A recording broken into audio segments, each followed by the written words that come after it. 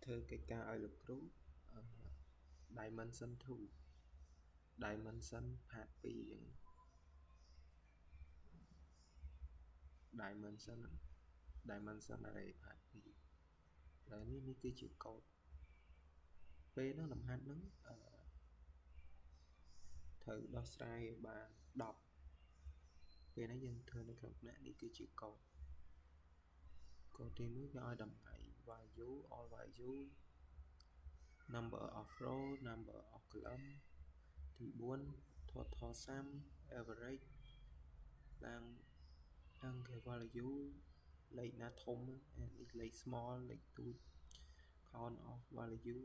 ចឹងនិយាយ count បើធំជាង20ហ្នឹងមានប៉ុន្មានធំជាង20ហ្នឹងមានប៉ុន្មានទៅពេលទី9គេឲ្យ total of 8 row តបមកទី10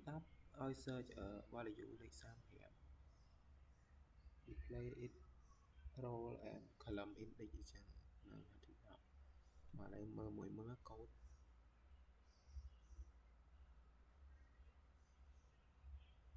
មានប៉ុណ្្នឹងឥឡូវយើងដំណើរការទៅនេះ all value នេះ value 2D 2 dimension ហើយនេះ number of row មាន4 number of column មាន3 total sum បូកចូលគ្នាមាន239 average 19.91 លេខដែលធំជាងគេមាន40លេខដែលតូចជាងគេលេខ8លេខដែលធំជាង20មាន5នេះ22 25 40 30 35នេះទី9នេះ row 0 37នឹងបូកចូលគ្នា row 1 135និយាយយើងបូកមកជួរហ្នឹងវាជួរទី1មែន37នេះ105